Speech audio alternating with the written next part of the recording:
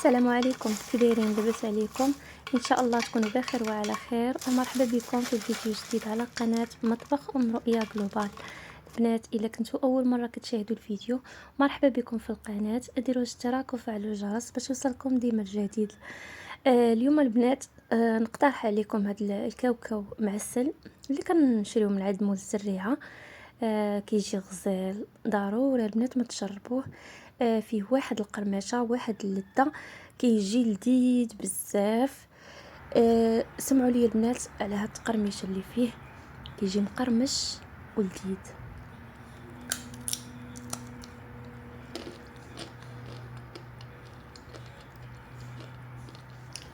ما نطولش عليكم البنات، ندخلوا مباشره في المقادير وطريقه التحضير. انا درت نص كيلو ديال الكاوكاو، نتوما على حساب اللي بغيتو، يمكن لكم ديروا رابعه. المهم نص كيلو ديال الكاوكاو دار ليا 2 سلايف، مسحوه بشويه ديال شي زيف فيه الماء، مسحوه بحال هكا من الغبره. درت رابعه ديال السنيده، يعني 2 كيسان ديال السنيده، ودرت فيه نكهه ديال الزهر ديال البرتقال، وكاس ديال الماء عامر ديال العنبه. المهم البنات، نتوما الا بغيتو تعوضوا ديك النكهه ديال البرتقال بالماء ديال الزهر اللي بغيتو، كتعطيه واحد النكهه زوينه ملي كنزيدوها. في واحد المقله ضيفه، المهم اللي توفر عندكم. غادي ندير فيها السنيده ونزيد فيها نكهه ديال الزهر ديال البرتقال، وغادي نزيد فيها الماء، نحركو واحد شويه، عاد غادي نضيف ليه الكاوكاو.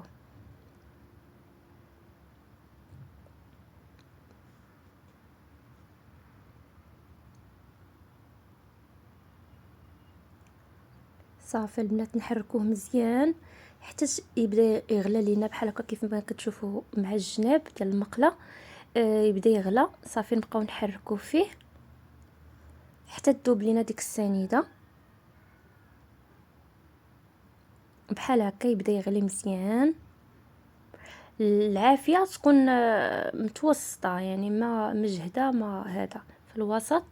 صافي نبقاو نحركو فيه بحال هكا حتى غادي تلاحظوا داك الماء بدا كينشف بحال هكا، ولا بحال العسل، بحال كراميل.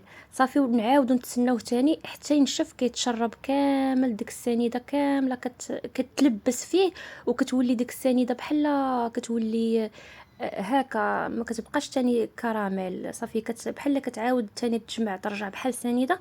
صافي وكتعاودوا تخلوها تاني حتى تذوب تاني. ضروري من هاد المرحله البنات.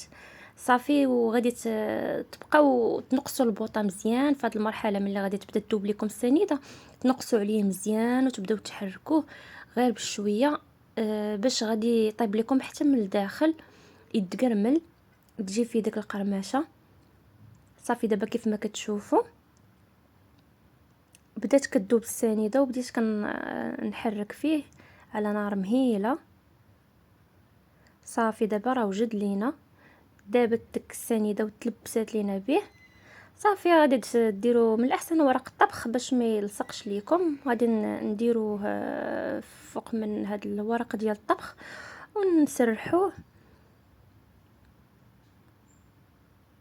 بحال هكا باش تجينا الحبه على اختها، ما يجيناش ملاصق.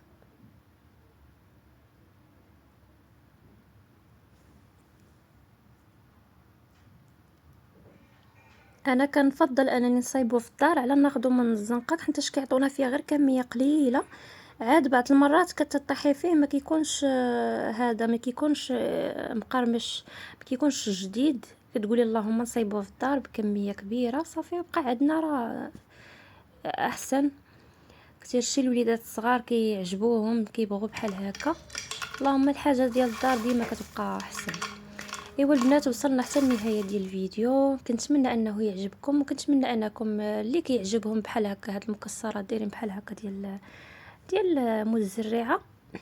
يمكن لكم البنات تجربوها، طريقه زوينه سهله وغير مكلفه. ايوا البنات، الا وصلتوا معايا حتى لهنا ومازال ما درتوش اشتراك، مرحبا بكم في القناه. ديروا اشتراك وفعلوا الجرس باش يوصلكم دائما الجديد. تهلاو ليا البنات في راسكم، بسلامه.